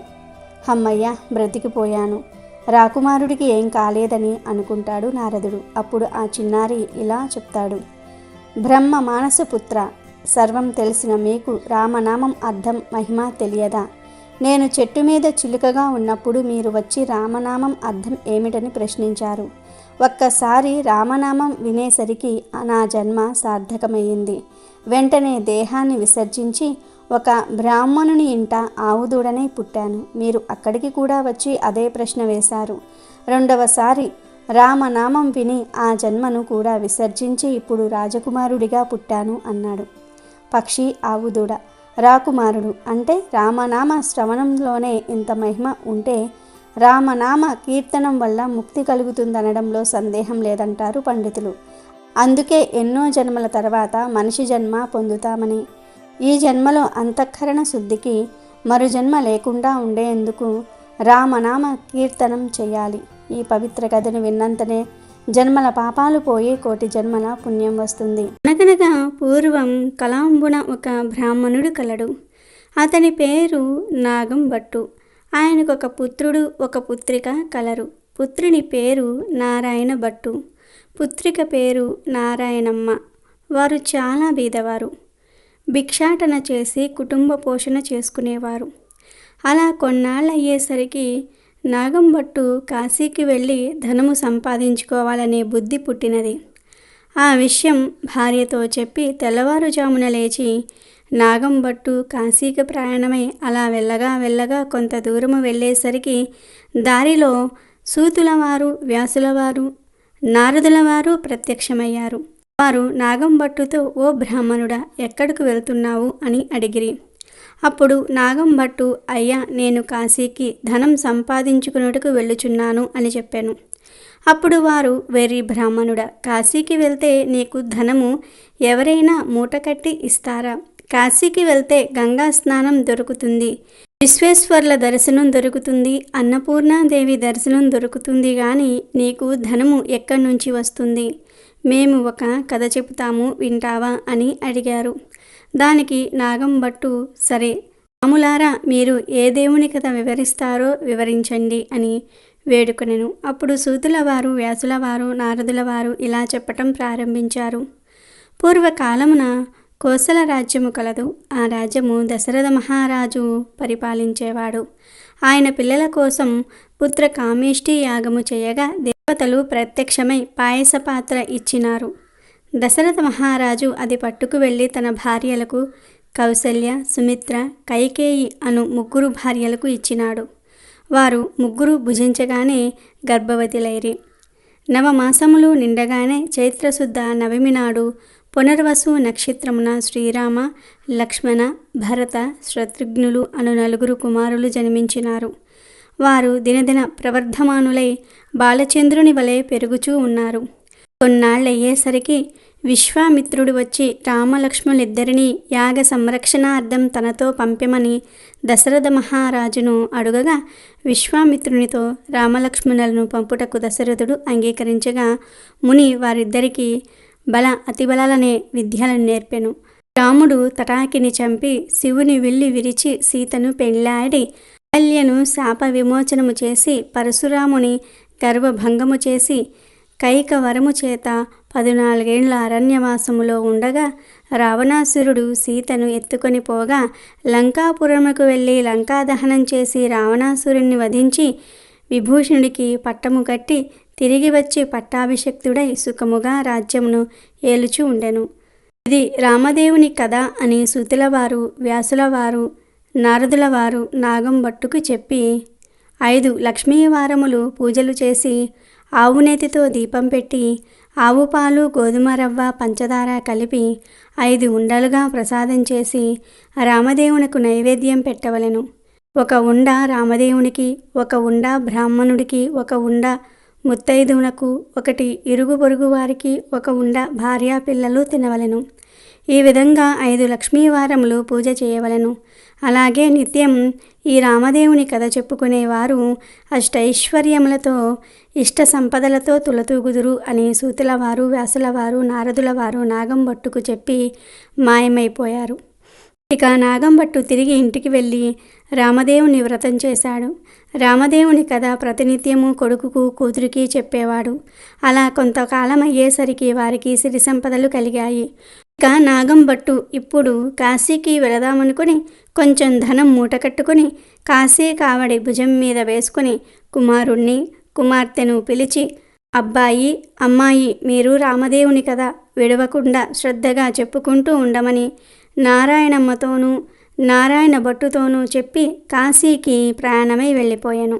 ఆ మరునాడు కుమారుడు ఆయా వారంనకు వెళ్ళి వచ్చి తల్లిని పిలిచి, అమ్మ, రామదేవుని కథ చెప్తాను, విందువు గాని రామ్మ అని పిలిచాను. అప్పుడు ఆమె, నాయన, వంటవేళ అయ్యింది, ప్రొద్దున్నే దాసి పాచిపనికి వచ్చే వేళ అయినది, ఇప్పుడు కథ వినను అనెను. మళ్ళీ మధ్యాహ్నం కుమారుడు తల్లిని పిలిచి, కథ చెప్తాను, విందువు గాని రామ్మ అని అనెను. దానికి తల్లి, ఇప్పుడేమి కథ నాయనా, పడకవేళ, నిద్రవేళ, ఇప్పుడు వినను అనెను. అలా ఆమె రామదేవుని కథను నిర్లక్ష్యం చేయటం వలన రామదేవునికి కోపం వచ్చింది. దానితో ఎలా వచ్చిన ఐశ్వర్యములు అలాగే వెళ్ళిపోయాయి. బిందెలు, చెంబులు, గిన్నెలు అన్నీ దొరలి ఇరుగు పొరుగు వారి ఇండ్లకు వెడలిపోయెను. అంతకు ముందు నుంచి ముష్టి ఎత్తుకునే చిల్లు రాగి చెంబు కూడా దొర్లి వెడలిపోవచున్నది. అప్పుడు కూతురు అయినటువంటి నారాయణమ్మ ఇదంతా చూసి, అమ్మ, ఆ చెంబైనా ఉంచమని కోరవే అమ్మ అని చెప్పగా తల్లి, అదైనా ఉంచు రామదేవుడా తండ్రి అని వేడగా ఆ చెంబు తప్ప మిగతావన్నీ వెడలిపోయినవి. వారి గుటిలో ఉన్న వెండి కంచము కూడా దొర్లిపోవచ్చు ఉండగా అప్పుడు ఆమె కంచము అంచు పట్టుకుని లాగినది. దానితో సగము అంచు విరిగి సగము అంచు పొరుగువారికి వెడలిపోయినది. మరునాటి ఉదయమున తల్లి వారింటికి నిప్పు కొరకు వెళ్ళి వారింటిలోనున్న కంచము అంచు మాదే అన్నది. అప్పుడు వారు, మీ కంచము అంచు మా ఇంటికి ఎలా వచ్చిందమ్మా? మేము మీ ఇంటికి వచ్చినామా? మీరు మా ఇంటికి వచ్చినారా? కాబట్టి ఆ కంచము మాదే అన్నారు. అలా కాదు, మా ఇంటిలో కూడా కంచము అంచు ఉన్నది. పట్టుకుని వస్తానని 2 దగ్గర పెట్టి చూడగా 2 అతుక్కుపోయెను. అప్పుడు ఆ పొరుగింటి వారు ఈ కంచము మాది అని తీసుకున్నారు. ఇక ఆ తల్లి చేసేదేమీ లేక సిగ్గుపడి లజ్జపడి ఇంటికి వచ్చినది. అప్పుడు కుమారుడు చూసి, ఏమన్నారమ్మా అని అడుగగా, కంచం మాదే అని వారే పుచ్చుకున్నారని చెప్పెను. అప్పుడు కుమారుడు, ఇప్పుడైనా రామదేవుని కథను చెప్తాను, వింటావా అమ్మా అని అడిగెను. అప్పుడు తల్లి, నేను కథ వినను, కార్యము వినను, ఏ పని పాటో చేసుకుని బ్రతుకుతా గాని రామదేవుని కథ మాత్రము వినను. ఎలా వచ్చిన ఐశ్వర్యం అలాగే వెళ్ళిపోయినది. నీ చెల్లెల్ని మాత్రం తీసుకుని వెళ్ళి ఎవరికైనా ఇచ్చి పెళ్లి చేయమని చెప్పాను. ఆమె ఆజ్ఞ ప్రకారంగా నారాయణ భట్టు చెల్లిని తీసుకుని ప్రయాణమైనాడు. వారు ఊరి చివరికి వెళ్ళేసరికి కాశీకి వెడలిన నాగంభట్టు తిరిగి ప్రయాణము ధనము మూటగట్టుకుని వస్తున్నాడు. నాగంభట్టు ఊరి చివరకు వచ్చి అక్కడ కోనేరులో కాళ్ళు కడుగుతూ ఉండగా ఎక్కడి నుంచో ఒక పెద్ద గరుడ పక్షి వచ్చి ఆ డబ్బు మూటను ఎత్తుకుపోయెను. అయ్యో, ధనమంతా పోయిందే అని నాగంభట్టు విచారిస్తూ ఇంటికి వస్తూ ఉండగా కొంత దూరం వచ్చేసరికి నారాయణమ్మ, నారాయణ భట్టు కనిపించారు. నాగంభట్టు వారిని చూసి, అబ్బాయి, అమ్మాయి, మీరు సుఖంగా ఉన్నారా అని అడిగెను. దానికి వారు, ఏమున్నది నాన్నగారు, యథాప్రకారమునకు ఏమీ లోటు లేదు. మీరు వెళ్ళినది మొదలు కథ చెప్తాను వినమంటే అమ్మ వినలేదు. కాబట్టి రామదేవునికి కోపం వచ్చి ఎలా వచ్చిన ఐశ్వర్యం అలాగే వెడలిపోయినది అని జరిగిందంతా కూడా తండ్రికి చెప్పెను. ఆమె ఆజ్ఞ ప్రకారము చెల్లిని వెంటబెట్టుకుని వస్తున్నాను. మీ ఆజ్ఞ ఏమిటి నాన్నగారు అని కొడుకు అడుగుతాడు. నాగంభట్టు, సరే అలాగే, చెల్లికి పెళ్లి చేయమని చెప్పి విచారిస్తూ ఇంటికి వెడలినాడు. నారాయణ భట్టు నారాయణమ్మను వెంటబెట్టుకుని వెళ్తూ ఉండెను. అలా వెళ్ళగా కొంత దూరం వెళ్ళేసరికి నారాయణ భట్టుకు ఒక బ్రాహ్మణుడు కనిపించెను. అప్పుడు నారాయణ భట్టు ఆ బ్రాహ్మణుడితో, ఓ బ్రాహ్మణుడా, నీకు నా చెల్లెల్నిచ్చి పెళ్లి చేస్తాను, చేసుకుంటావా అని అడిగెను. దానికి ఆ బ్రాహ్మణుడు, నాకు పెండ్లి వద్దు, పేరంటము అక్కర్లేదని చెప్పెను. సరే అని నారాయణ భట్టు నారాయణమ్మను వెంటబెట్టుకుని మరలా కొంత దూరము పోయేసరికి ఇంకొక బ్రాహ్మణుడు కనిపించినాడు. నారాయణ భట్టు అతనితో, ఓ బ్రాహ్మణుడా, నా చెల్లెల్నిచ్చి పెళ్లి చేస్తాను, చేసుకుంటావా అని అడిగెను. నాకు పెండ్లి వద్దు, పేరంటము వద్దు, ఇది వరకే 2 భార్యలు ఉన్నారు అనెను. మరలా వెళ్ళుచూ ఉండగా త్రోవలో ఒక పెద్ద పూల తోట కనిపించినది. ఆ తోటలో అన్నా చెల్లెళ్ళు కూర్చుని రామదేవుని కథ చెప్పుకుంటూ ఉండగా ఎక్కడి నుండో ఒక బ్రాహ్మణ యువకుడు వచ్చి పూలు కోసుకుంటూ ఉండగా నారాయణ భట్టు ఆ యువకుడిని చూసి, ఓ బ్రాహ్మణుడా, నీకు నా చెల్లెల్నిచ్చి పెళ్లి చేస్తాను, చేసుకుంటావా అని అనెను. అప్పుడు ఆ యువకుడు, పెళ్లి చేస్తానంటే వద్దంటానా? కానీ మా గురువుగారు ఉన్నారు, ఆయన ఆజ్ఞ ప్రకారము ఆయన పెళ్లి చేసుకోమంటే చేసుకుంటాను అని అనెను. మీ గురువుగారు ఎక్కడున్నారని నారాయణ భట్టు అడుగగా ఫలానా తోటలో ఉన్నారని చెప్పెను. వెంటనే నారాయణ భట్టు గురువుగారి దగ్గరకు వెడలి, అయ్యా గురువుగారు, మీ శిష్యుడికి నా సోదరునిచ్చి పెళ్లి చేస్తాను, తమరు ఒప్పుకుంటారా అని అడుగుతాడు. గురువు, బ్రహ్మచారి గృహస్థునిగా చేస్తానంటే వద్దంటానా? కానీ వాడి దగ్గర చింతాకాంత బంగారం లేదు, గోపాదమంత భూమి లేదు, మీకిష్టమైతే చెయ్యండి, కష్టమైతే మానండి అని పలికెను. అప్పుడు నారాయణ భట్టు గురువుగారికి దండం పెట్టి, అలాగే ఎక్కడికో వెళ్ళి 4 రాటలు తెచ్చి పందిరి వేసి గుచ్చిన ముత్యాలు తోరణాలు కట్టి గుచ్చని ముత్యాలు తలంబ్రాలు పోసి 70 యాగాల నారాయణమ్మనిచ్చి పెళ్లి చేశాడు. వారక్కడనే కూర్చుని కథ చెప్పుకున్నారు. అలా కొన్నాళ్ళయ్యేసరికి వారిద్దరికీ ఒక విప్రుడు వచ్చి, మీకు 4 ఎకరముల భూమి ధారపోస్తున్నాను, పుచ్చుకోవలసిందని చెప్పగా అప్పుడు వారు, మేము రామదేవుని కథ చెప్పుకొనుకుచూ ఉన్నాము, కథ అవ్వగానే పుచ్చుకుంటాం, నీకిష్టమైతే కూర్చుని కథ వినండి అన్నారు. కథ అయిన తర్వాత ఆ బ్రాహ్మణుడు రాగి చెంబులో నీరు పోసి, ఫలానా తోటలో ఆస్తి ఉన్నది, అనుభవించమని 4 ఎకరాల భూమి వారికి ధారపోసి ఆ విప్రుడు ఎక్కడికో వెళ్ళిపోయెను. అలా నారాయణ భట్టు, నారాయణమ్మ భర్త ఆ 4 ఎకరముల భూమి అనుభవించుచు కథ చెప్పుకుంటూ అక్కడనే ఉన్నారు. అలా కొన్నాళ్ళయ్యేసరికి ఆ ఊరి రాజుగారు ఒక భవనం కట్టించి కొంత ధనం పుణ్య దంపతులకు ధారపోయాలని చూస్తున్నారట. ఎక్కడ వెతికినా సరైన పుణ్య దంపతులు దొరకలేదు. ఒక రాత్రి రామదేవుడు రాజు కలలో కనిపించి, ఫలానా తోటలో పుణ్య దంపతులున్నారు, వారిని తీసుకువచ్చి ధారపోయండని ఆజ్ఞాపించారు. వారి ఆజ్ఞ ప్రకారం మరునాడు ఉదయం లేచి 16 మంది బోయీలను పల్లెకిని తోటలోనికి పంపిరి. వారు తోట దగ్గరకు వచ్చి, ఏమండోయ్, మా దేశపు రాజుగారు ఒక గృహము కొంత భాగము మీ ఇద్దరికీ ధారపోస్తారంట, మిమ్మల్ని వెంటబెట్టుకుని రమ్మని పంపిరి, కావున రావలసింది అనిరి. దానికి నారాయణ భర్త, మేము రామదేవుని కథ చెప్పుకుంటూ ఉన్నాము, మీకు ఇష్టమైతే కూర్చొని కథ వినండి అనగా, బోయిలు కథ విన్న తరువాత ఆ పుణ్య దంపతులను తీసుకుని వెడలి రాజుగారికి అప్పగించిరి. రాజు సంతోషముతో ఆ గృహము ధనము వారికి ధారపోసి వెళ్ళిపోయేరి. అప్పుడు నారాయణ భట్టు, ఆమె భర్త అక్కడ కూర్చుని ఆ గృహము, ఆ ధనము, 4 ఎకరముల భూమి అనుభవిస్తూ అక్కడ కథ చెప్పుకొనుచూ ఉండిరి. కొన్ని దినములయ్యేసరికి నారాయణ భట్టు, అమ్మాయి, నేనెన్ని దినములు ఇలా ఉండను, కాబట్టి నేను వెళ్ళి రామదేవుణ్ణి తీసుకుని వస్తాను, నీవు నీ భర్త కథను మానకుండా చెప్పుకోండి అని చెప్పి నారాయణ భట్టు ప్రయాణము వెడలెను. నారాయణమ్మ, ఆమె భర్త మానకుండా కథ చెప్పుకొంచూ ఉన్నారు. నారాయణ భట్టు కొంత దూరం వెళ్ళగా ఒక గ్రామం వచ్చినది. ఆ గ్రామంలో ఒక గొల్లవాడు వడ్ల ఎండబోసుకొని కాపలా కూర్చున్నాడు. నారాయణ భట్టు ఆ గొల్లవాడిని చూసి, గొల్ల, ఈ గ్రామంలోని విశేషాలేమిటి అని అడిగెను. ఏమున్నది బాబు, నేను పుట్టుకతోనే అంధుడను, మా వాళ్ళు వడ్లు ఎండబోసి నన్ను కాపలా కూర్చోమన్నగా కర్ర పుచ్చుకొని కూర్చుంటిని, నా అవస్థ ఇలా ఉన్నది బాబు అనెను.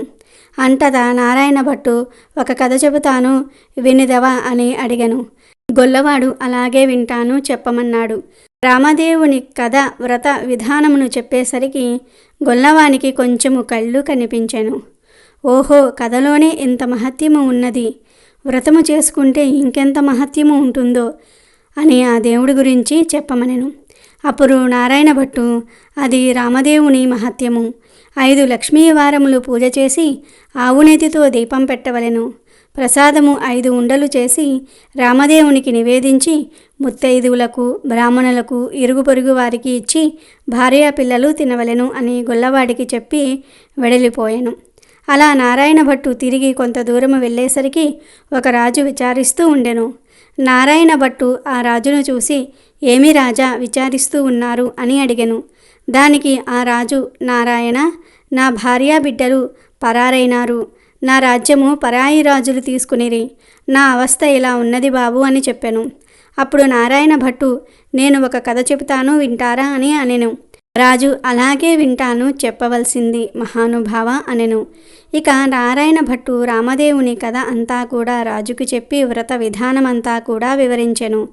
ఆ రాజుగారు వ్రతం చేసుకొనగా పరారైన భార్యా బిడ్డలు, పరాయి రాజు తీసుకున్న రాజ్యము తిరిగి ప్రాప్తించెను. అప్పుడు రాజు సంతోషంతో నారాయణ భట్టుని చూసి, ఏమండి మహానుభావ, మీరు ఏ దేవుడో చెప్పవలసినది, మిమ్మల్ని పూజ చేసుకుంటాము అని అడిగారు. అప్పుడు నారాయణ భట్టు, నేను ఏ దేవుడనూ కాను, ఇది రామదేవుని కథ మహత్యము. మీరు 5 లక్ష్మీవారములు 5 ఆదివారములు పూజ చేయమని చెప్పి వ్రత విధానమంతా కూడా చెప్పి మరలా కొంత దూరం వెళ్ళగా ఓ స్త్రీ విచారిస్తూ కూర్చున్నది. ఆ స్త్రీని చూసి నారాయణ భట్టు, ఎందుకు విచారిస్తూ ఉన్నావు తల్లి అని అడిగెను.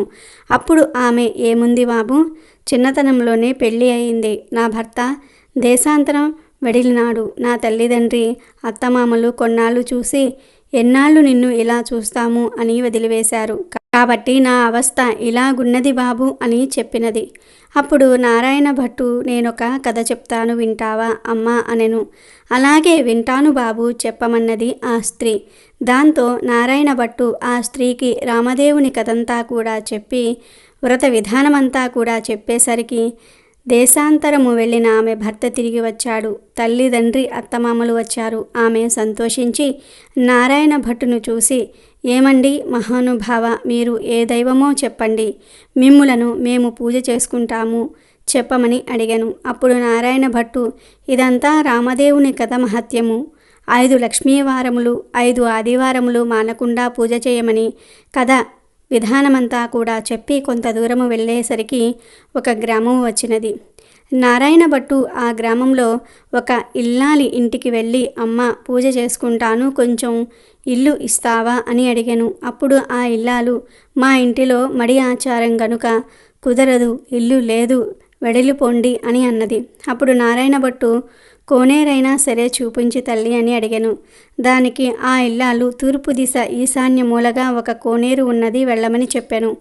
అప్పుడు ఆ కోనేరు దగ్గరకు వెడలి స్నానము చేసి మడిబట్ట ఆరవేసుకొని ఇల్లు ఇవ్వనన్న ఇల్లాలి అరుగు వద్దకు వచ్చి తూర్పు దిశ ఈశాన్య మూలగా ఒక పుచ్చు పీటకు పసుపు రాసి బొట్టు పెట్టి దాని మీద రామదేవుని పటము పెట్టి కథ చదువుకొనుచూ ఉన్నాడు.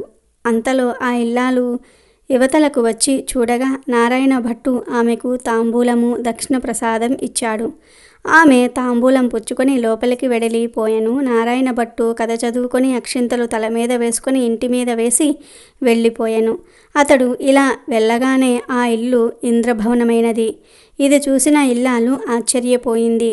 ఆయా వారమునకు వెళ్ళిన తన భర్త తిరిగి వస్తే ఆ ఇల్లు తమదేనని తెలుసుకోలేడని ఆమె వీధి అరుగు మీద కావలి కూర్చుంది. ఇంతలో ఆమె భర్త పెడమూట వేసుకుని ఇల్లు కానక కంగారు పడి అక్కడ నిలబడి ఉండెను.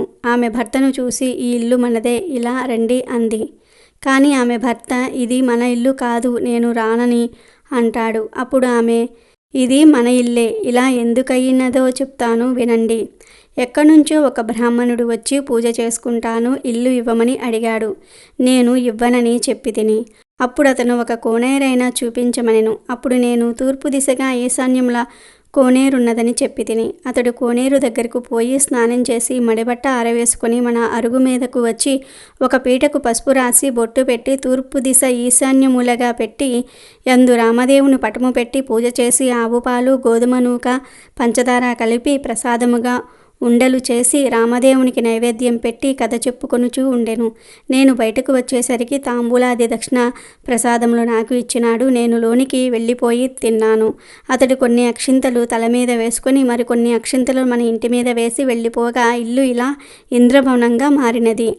ఇదంతా ప్రసాద మహత్యము అని పలికెను. అప్పుడు ఆమె భర్త, ఆయన పూజ చేసుకుంటానంటే వద్దన్నావా, నిర్భాగ్యురాలా, పాపిష్టిదాన, అతడు ఏ దిశగా వెళ్ళాడు చెప్పు అనగా ఈశాన్య మూలగా వెళ్ళాడని చెప్పింది. అప్పుడు ఆయన మూటలు అక్కడ పెట్టి నారాయణ భట్టును వెతుకుతూ బయలుదేరెను. కొంత దూరం వెళ్ళగా నారాయణ భట్టు ఆ బ్రాహ్మణుడికి కనిపించెను.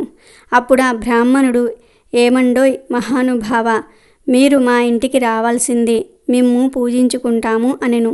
అప్పుడు నారాయణ భట్టు, మీ ఇంటికి ఇప్పుడు రాను, రామదేవుని వెతుకుటకు వెళ్ళుచూ ఉన్నాను అనెను. అప్పుడు ఆ బ్రాహ్మణుడు, అలా కాదు మహానుభావ, మీరు మా ఇంటికి వచ్చి పూజ చేసుకుంటానంటే మా భార్య ఇల్లు ఇవ్వనన్నది కాబట్టి మాదే తప్పు, మా తప్పు క్షమించి మా ఇంటికి రావలసినది. మీరు ఏ దేవుడో చెప్పండి, మేము మిమ్ము పూజించుకుంటామనెను. అప్పుడు నారాయణ భట్టు, మీ ఇల్లు కాబట్టి మీరు ఇవ్వనన్నారు, మీ తప్పేమీ లేదు, రావటం నాదే తప్పు అనెను. నేను ఏ దేవుడను కాను, ఇదంతా రామదేవుని కథ మహత్యం. నీవు ఇంటికి వెడలి 5 లక్ష్మీ వారాలు 5 ఆదివారములు పూజ చేసుకోమని వ్రత విధానమంతా కూడా చెప్పాను. రామదేవుని వెతుక్కొని తిరిగి వచ్చేటప్పుడు మీ ఇంటికి వస్తాను అని చెప్పి వెళ్ళిపోయాను. అప్పుడు ఆ బ్రాహ్మణుడు తిరిగి ఇంటికి వచ్చి, కథలోనే ఇంత మహత్యం ఉంది, వ్రతం చేసుకుంటే ఇంకెంత మహత్యం ఉంటుందోనని పూజ చేసుకొని కథ చెప్పుకొని అష్టైశ్వర్యములను పొంది అష్ట సంపదలతో తులతూగుతూ ఉన్నారు.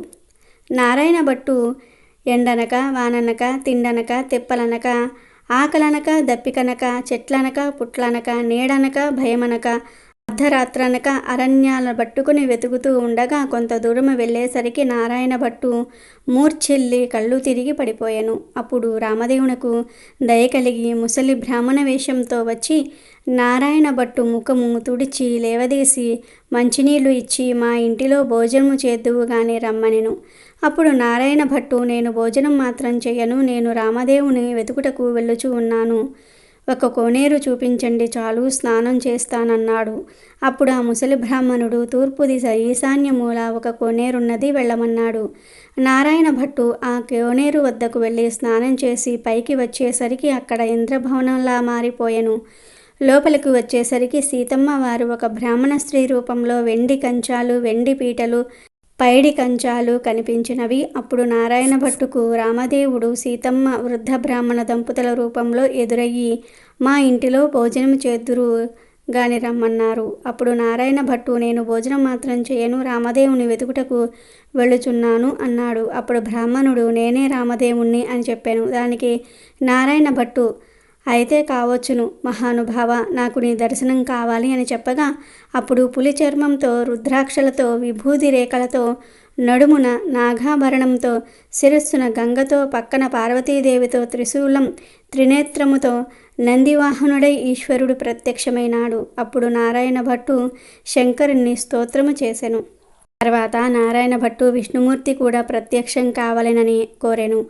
అప్పుడు విష్ణుమూర్తి వృక్షస్థలంబున వన మూలికతో, మురుగు తీగ వంటి లక్ష్మీదేవితో, శంఖ చక్ర గదాధరుడై నెమలి పింఛము ధరించి ప్రత్యక్షమైనాడు. అప్పుడు హరిని కూడా నారాయణ భట్టు స్తోత్రము చేసెను. తర్వాత నారాయణ భట్టు రామదేవుడు ప్రత్యక్షమవ్వాలనెను. అప్పుడు హనుమ, సీతారామ, లక్ష్మణ, భరత, శత్రుఘ్నులు సపరివార సహితముగా శ్రీరామచంద్రుడు ప్రత్యక్షమైనాడు. అప్పుడు రామదేవుడు నారాయణ భట్టుతో, ఇప్పుడైనా సరే భోజనం చేస్తావా అని అడిగెను. దానికి నారాయణ భట్టు, అలాగే చేస్తాను గాని భోజనమైన తర్వాత నాతో వస్తానని అభయమిస్తేనే భోజనం చేస్తానన్నాడు. అప్పుడా సీతమ్మ తల్లి 4 కూరలు, నవకాయ పిండి వంటలతో పంచభక్ష పరమాన్నాలు వండి, వెండి కంచాలు, పైడి పీటలు వేసి వారి బంధు కోటి పరివార సహితముగా నారాయణ భట్టుకు సీతమ్మ తల్లి భోజనం పెట్టెను. అందరూ భోజనాలు చేసి లేచి కర్పూర తాంబూలము వేసుకున్న తర్వాత నారాయణ భట్టు రామునితో, నాతో వస్తానని అభయహస్తమిచ్చావు కావున మా ఇంటికి నాతో రావలసినదని కోరెను. అప్పుడు ముందు నారాయణ భట్టు వెనుక రామదేవుడు బయలుదేరి వెళ్తూ ఉన్నారు. అలా కొంత దూరం వెడిలి నారాయణ భట్టు వెనుకకు తిరిగి చూశాను. అప్పుడు ఆ రామదేవుడు కనిపించలేదు. అంతటా నారాయణ భట్టు ముఖము తిరిగి మూర్ఛ వచ్చి నేల మీద పడిపోయాను. అప్పుడు రామదేవునకు దయ కలిగి నారాయణ భట్టు ముఖము తుడిచి లేవదీసి మంచినీళ్లు ఇచ్చి, ఏమి ఇలాగున పడిపోయావు, నాతో నడవలేని వాడవు, నన్ను ఎందుకు రమ్మన్నావు అని అడిగెను. దేవా, నీ మహిమను బ్రహ్మాది దేవతలు, యోగీశ్వరులు, మునీశ్వరులు, తపస్సులు తెలుసుకోలేరు. మీ మహత్యము తెలుసుకొనుటకు నేనెంత వాడను. నా తప్పులు క్షమించి నాతో రావలసిందని రామదేవుణ్ణి నారాయణ భట్టు ప్రార్థించెను. అప్పుడు రామదేవుడు, అలాగే వస్తానని, నీవు వచ్చినప్పుడు ఎవరి ఇళ్లకు వెళ్ళినావో వారి ఇళ్లకు నన్ను కూడా నీ భుజాలపై ఎక్కించుకుని తీసుకువెళ్ళమనెను. అప్పుడు నారాయణ భట్టు రామదేవుణ్ణి భుజాలపై ఎక్కించుకుని కొంత దూరం వచ్చేసరికి ఇల్లు ఇవ్వనని చెప్పిన ఇల్లాలి ఇంటికి వచ్చిరి.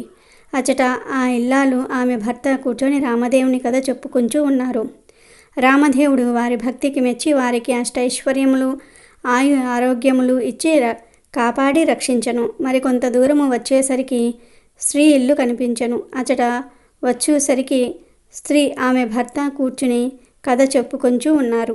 వారికి అష్టైశ్వర్యములు, ఆరోగ్యములు ఇచ్చి సిరి సంపదలు ఎడబాయకుండా ఇచ్చి వారిని రక్షించాడు రామదేవుడు. మరికొంత దూరము వచ్చేసరికి గొల్ల ఇల్లు వచ్చెను. ఆ రోజు ఆదివారము. నారాయణ భట్టు చెప్పిన మాదిరి పూజ చేసుకొని కథ చెప్పుకుంటూ ఉన్నారు ఆ గొల్లలు. రామదేవుడు వారిని మెచ్చి ఐశ్వర్యములు, ఆరోగ్యములు ఇచ్చి సిరి సంపదలు ఎడవాయకుండా వారిని కాపాడి రక్షించేనారంట. ఇంకా కొంత దూరము వచ్చేసరికి చెల్లెలి ఇల్లొచ్చినది. అక్కడ వారు రామదేవుని కథ చెప్పుకొనుచు బంగారపు తూగుటు ఉయ్యాలలో ఊగుచూ ఉన్నారు. రామదేవుడు వారిని మెచ్చి ఆయురారోగ్యములు ఇచ్చి సిరి సంపదలు కాపాడి రక్షించినారట. అప్పుడు నారాయణమ్మ తమ ఇంటికి అన్నయ్య వచ్చాడని కాళ్ళు కడుక్కొనుటకు నీళ్లు ఇచ్చి దాహానికి మజ్జిగ ఇచ్చి మర్యాద చేసినది. అప్పుడు నారాయణ భట్టు, అమ్మాయి, నన్నిలా మర్యాద చేయనక్కర్లేదు. నేను రామదేవుణ్ణి తీసుకువచ్చుచుంటిని. నీవు నీ భర్త మా ఇంటికి రావలెను. మనందరము పూజ చేసుకుందాము అని చెప్పాను. అప్పుడు ఆమె సంతోషంతో అలాగే వస్తాననెను. నారాయణమ్మ ఆమె భర్తతో, నారాయణ భట్టు, రామదేవునితో సహా వారందరూ కూడా బయలుదేరి వారి గ్రామము పొలిమేరకొచ్చేసరికి గ్రామంలోని వారు కొందరు చూసి పరుగున పోయి వారి తల్లిదండ్రులతో, ఏమండై నాగంభట్టు గారు, మీ అబ్బాయి, అమ్మాయి, అల్లుడు ఇంకా ఎవరెవరో బయలుదేరి వచ్చుచూ ఉన్నారని పరుగున వెడలి చెప్పిరి. అప్పుడు నారాయణ భట్టు తల్లిదండ్రులు పరుగున వచ్చి సంతోషంతో కుమారుణ్ణి కుమార్తెను కౌగిలించుకుపోయినారు. అప్పుడు నారాయణ భట్టు చూసి, అమ్మా, నన్ను ముట్టుకోవద్దు. ఇప్పుడు నేను రామదేవుణ్ణి తీసుకుని వస్తూ ఉన్నాను. మీరు మా ఇంటికి వెళ్ళి 4 మూలలు దులిపి నల్లగా అలికి తెల్లగా ముగ్గు పెట్టి చక్కగా పసుపు రాసి మామిడాకుల తోరణాలు కట్టి ఒక పీటకు పసుపు రాసి బొట్టు పెట్టి తూర్పు దిశ ఈశాన్య మూలగా ఉంచి రామదేవుని పటం పెట్టి గోధుమ నూక, పంచదార, ఆవు పాలు కలిపి ప్రసాదం 5 ఉండలు చేసి పూజకు అన్నీ కూడా సిద్ధం చేసి నాకు కబురు చేయండి. అప్పుడు నేను రామదేవుణ్ణి తీసుకుని వచ్చేదనని చెప్పాను. దాంతో నాగంభట్టు సంతోషమున ఇంటికి వచ్చి 4 మూలలా దులిపి అలికి ముగ్గులు పెట్టి పచ్చగా పసుపు రాసి మామిడాకులు తోరణాలు కట్టి 4 మూలల వెతకగా ఒక పుచ్చు పీట కనిపించింది. ఆ పీటకు పసుపు రాసి బొట్టు పెట్టి కుమారుడు చెప్పిన ప్రకారంగా సిద్ధపరిచాడు. నీవు రామదేవుణ్ణి తీసుకురమ్మని కుమారుడికి కబురు పంపెను. అప్పుడు నారాయణ భట్టు సంతోషంతో రామదేవుణ్ణి భుజాలపై ఎక్కించుకొని ఆ గ్రామం 4 వీధులు ఊరేగించి ఇంటికి తీసుకువచ్చి రామదేవునితో, తండ్రి, మా ఇంటిలో మీరు కుడి పాదము పెట్టవలెనని ప్రార్థించను. అప్పుడు రామదేవుడు వారి ఇంటిలో కుడి పాదము పెట్టేసరికి పెద్ద ఇంద్రభవనముగా మారిపోయినది. అప్పుడు నారాయణ భట్టు రామదేవునితో ఇలా అనెను, అపరాధిని కాబట్టి నాకు ఉన్న ఈ పుచ్చుపీటయే సింహాసనమును కొని దయుంచి తమరు కూర్చుండవలసినదిగా వినయంగా ప్రార్థించను. ఆ మాట విని రామదేవునకు జాలి కలిగి ఆ పీట మీద కూర్చుండేసరికి అది వజ్రాలు, వైఢూర్యాలు, కెంపులు, మాణిక్యములతో చేసిన బంగారపు సింహాసనంగా మారింది. అందు హనుమ, సీత, లక్ష్మణ, భరత, శత్రుఘ్నాది సపరివార సహితంగా శ్రీరామచంద్రమూర్తి తన ఇంటిలో ఆసీనులై వెలిసినారు. అప్పుడు రామదేవుని వ్రతం చేసుకుందాం అనేసరికి అంతలోనే ఎక్కడ నుండి ఒక బీద బ్రాహ్మణుడు వచ్చి, ఏమండోయ్ నాగంభట్టు గారు, మీ అబ్బాయికి మా అమ్మాయినిచ్చి పెళ్లి చేస్తాం, ఒప్పుకుంటారా అని అడుగగా, పెళ్లి చేస్తానంటే వద్దంటానా బాబు, అలాగే చేసుకుంటాము అనెను. నాగంభట్టు గారు పచ్చని పందిరులు వేయించి గుచ్చిన ముత్యాలు తోరణాలు కట్టి గుచ్చని ముత్యాలు తలంబ్రాలు పోసి 70 యాగాల నారాయణ భట్టు పెళ్లి చేసెను. నారాయణ భట్టు పెళ్ళైన తర్వాత భాగంభట్టు భార్య, నారాయణ భట్టు భార్య నారాయణమ్మ, ఆమె భర్త వారంతా రామదేవుని వ్రతం చేసి 5 లక్ష్మీవారములు 5 ఆదివారములు పూజ చేసి నైవేద్యం పెట్టి కథ మానకుండా చెప్పుకుంటూ ఉన్నారు. రామదేవుడు వారు భక్తికి మెచ్చి రక్షించినాడు. ఈ నోము ప్రపంచమంతా నోచిన వారందరూ కూడా అష్టైశ్వర్యవంతులై సుఖముగా నుండిరి. అలాగే మనుషులకు ఎంత ఆయుష్ను ఇచ్చాడో తెలిపే ఈ పవిత్ర కథను వింటే చాలు, మీకు ఉన్న దరిద్రాలన్నీ కూడా పోతాయి, ఆయుష్ పెరుగుతుంది, అష్టైశ్వర్యాలు సిద్ధిస్తాయి. ఒకరోజు బ్రహ్మదేవుడు ఓ కుక్కను తయారు చేశాడు.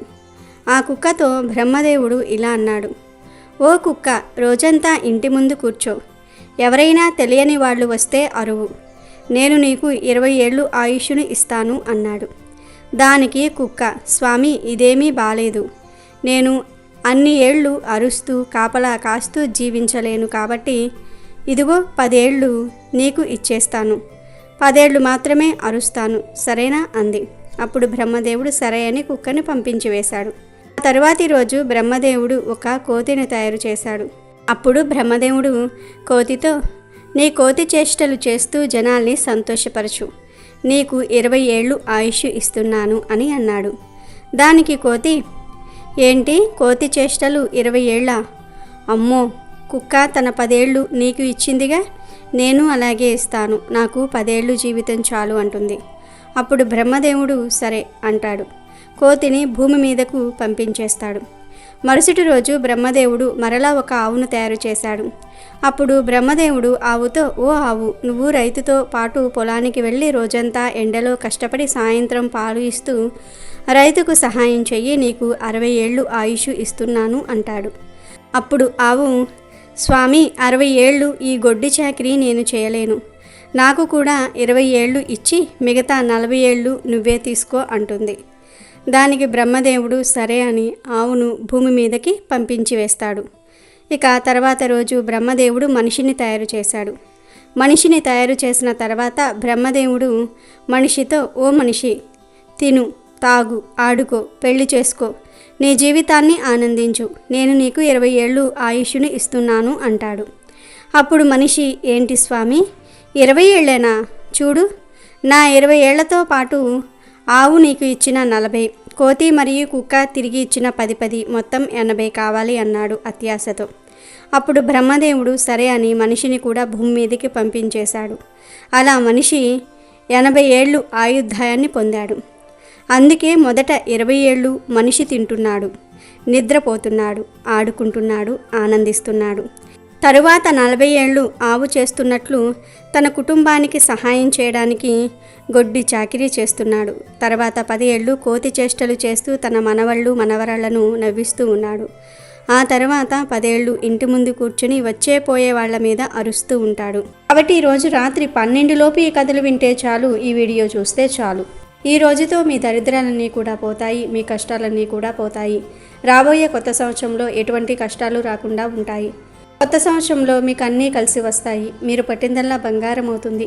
వద్దన్న ధనం మీ దగ్గరకు వస్తుంది. సంవత్సరం మొత్తం మీకు బాగుంటుంది. సంవత్సరం మొత్తం దేవతల అనుగ్రహం మీ మీద ఉంటుంది.